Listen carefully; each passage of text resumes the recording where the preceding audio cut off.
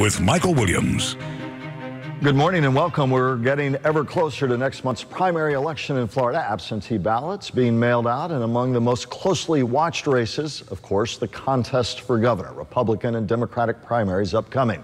Joining me today, one of those Democratic candidates, Miami Beach Mayor PhilipLevine. Sir, thank you for coming in. Thank you, Michael. Appreciate your time. Give people an introduction about who you are and what you've done. Sure. Well, you know, I have a little different journey in my life. I'm a product of the Florida public schools. I'm the son of a single mom, and I'm the second person in my family to graduate college. But my route's a little different. I started literally working on a cruise ship at the time, and I worked my way, and $500, literally a pocket full of dreams, I built a company. Was able to sell it, and then I gave back, and I decided to run for mayor of my town, Miami Beach, and I completed 2 terms as the mayor of Miami Beach, and now running for governor. Just finished your terms as mayor, yes. Now former mayor, but just completed your 2 terms there. It has been said about you, you're wealthy. You've made your wealth from the ground up, as you like to say, as a cruise line media mogul. You're putting part of your fortune into this campaign, roughly about $12 million. You've raised a like amount. We were talking, it's a big state. You've got to get from one end of the Panhandle all the way to the Keys, and it's no small task. Talk about as you travel Florida. I tell you something, you know, we're everywhere, nonstop. We go to every little town, every county you can imagine. We've been doing it for about a year and a half. And, you know, Michael, what I have found is that people try to say the Floridians are so divided, and truly that's not what I find in my experience. I always find people want the same thing. They want clean water, they want better public transportation, they want better education, they want better jobs, and my God, they understand they need health care. So I don't think we're so divided, but it's a big state. By the way, I know many of you at home are seeing that lapel pin. We're going to get to what that's all about in just a moment. For those of you who are saying, what does that say? We'll talk about that in a moment. It has been said about you that if you want to know how former Mayor Levine would act as the chief executive of the state, as governor, just look at what he did in Miami Beach. And talking about things like sea level rise, about body cams, about your efforts on minimum wage and the like. For those of our viewers unfamiliar with your tenure in Miami Beach, how does Miami Beach translate to what you do at the state? Talk about that experience and how it informs what you want to be. Sure, absolutely. Well, I think what happens is this. We're seeing a lot of people go from the private sector into government. That was my journey. But I think what people want to see is, well, before we put you into a big job, we kind of want to know how do you handle public sector? Can you work in those confines? And as the former mayor of Miami Beach, I think we showed the people that the one thing is I'm a very impatient person, and we like to get things done, but we work with people to do it. And of course, fighting back sea level rise, climate change, we became the poster child for a city that fights back. Are you pouring millions of dollars into raising streets, doing more with sewage and the like to fight sea level rise? Have to do it. Matter of fact, we did it on Miami Beach. We need to do it statewide because 80% of our coasts are in danger right now. And Michael, I can tell you this, if we don't get started real fast, insurance companies won't insure and finance companies won't finance. So we did it on Miami Beach. We raised the minimum living wage because we felt people can't live on $8.25 an hour. There'd been some question about that. You tried to raise the minimum wage. Yes. One of your opponents in the race argued that at the end of the day, while you tried, Andrew Gillum said you weren't ultimately able to do it, and he made a point as a criticism saying he may have tried. They passed a resolution, for instance, to raise the minimum wage, which no one got the benefit of because it was not enforced. A judge said you couldn't go above the state minimum wage. He also criticized, said they passed a resolution to ban assault rifles. You pushed for that. Not enforceable and never enforced. So how do you speak to that criticism from Tallahassee Mayor Andrew Gillum, one of your primary opponents? I always say this, listen, you know, bottom line is we didn't pass a resolution. We actually passed an ordinance. We worked with our business community and we did it. Now, we realized that, you know, we were going to be challenged in court and we're fighting that battle. And we're going all the way to the Florida Supreme Court because we know it was the right thing to do. But, you know, Michael, when you have folks from the hotels, housekeepers that are making minimum wage and they can't live, and they come to you as the mayor and they say, Mayor, can you help us?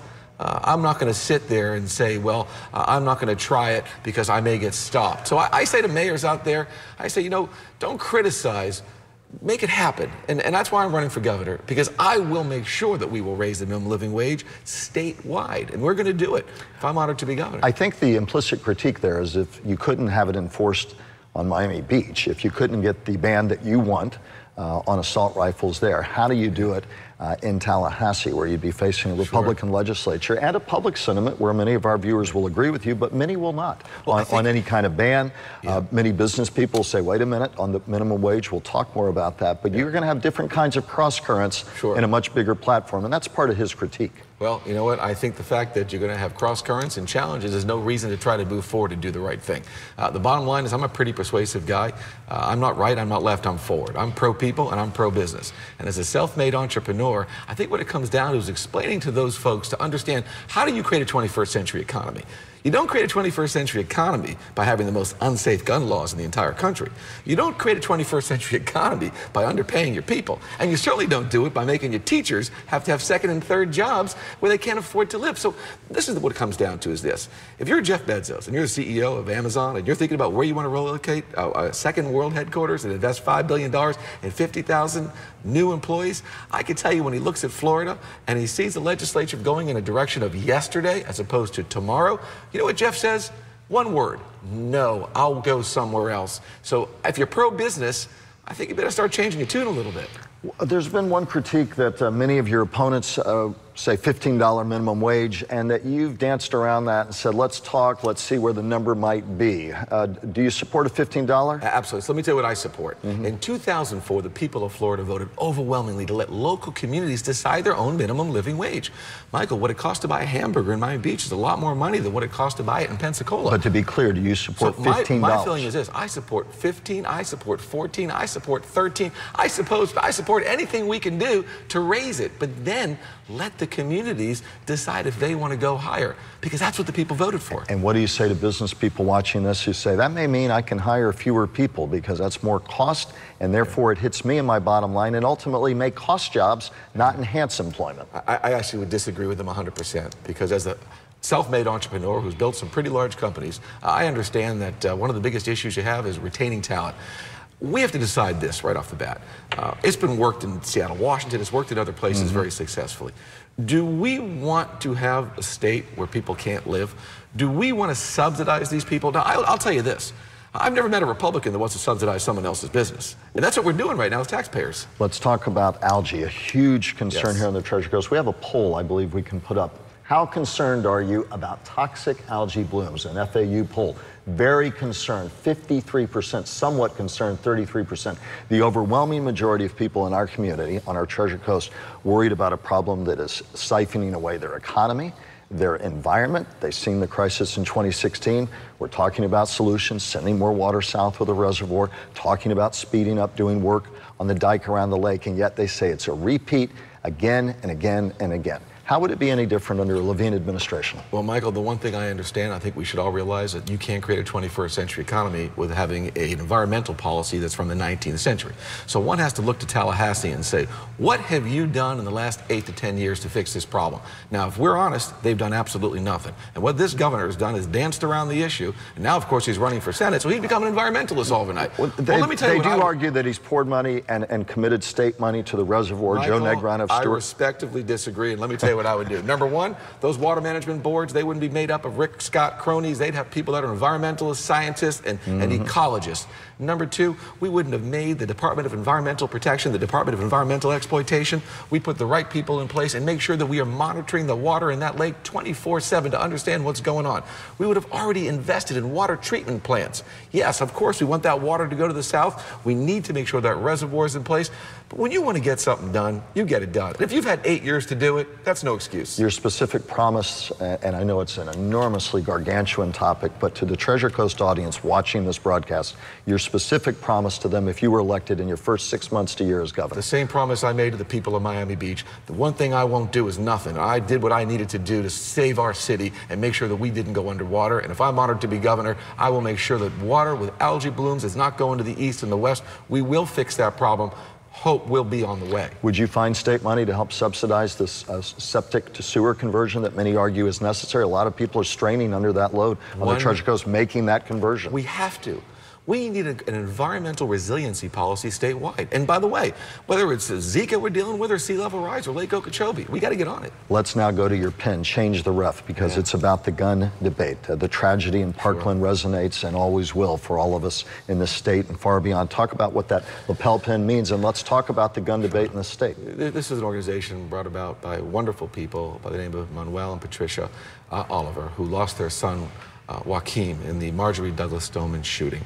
They created this organization to say that we need to change the ref, that we need to start doing things differently, that we need to make sure that we have safe gun laws in the state of Florida, and that's why I'm wearing the pin. We're actually doing a mural with them at our campaign headquarters on Monday, which is spectacular, in Wynwood, in Miami. That's something worthwhile to see. Do you see that as one of the pivotal debates, not only for August, Democrats aren't going to disagree on it, but if you were the one who makes it into the fall, again, you have a state where many are going to support a ban on semi-automatic assault-style rifles, but many others are saying, and many of you perhaps watching this broadcast say, wait, I'm a law-abiding citizen. Why take away my Second Amendment rights, Mayor, perhaps Governor Levine, because of criminals who are going to get a hold of these weapons anyway? You've heard the debate before. What do you say to them? I say to this, I'm a gun owner and I have a concealed weapons permit.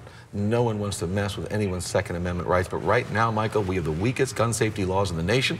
I don't want to have the weakest anything. I want the safest gun safety laws in the nation, and we need to do it. We need to ban assault rifles. We need better background checks. And folks with mental health should not be able to buy weapons in the state of Florida. Governor Scott was lauded for, after Parkland, helping push and signing into law a school safety bill that is now law, that raises the age to own a gun from 18 to 21, that puts more restrictions in place, more money for security. What would you have done different? What would you add on to that? Well, I would have added a lot on, all the things I just said. Now, that wasn't not only a step in the right direction, I would call that a crawl, okay?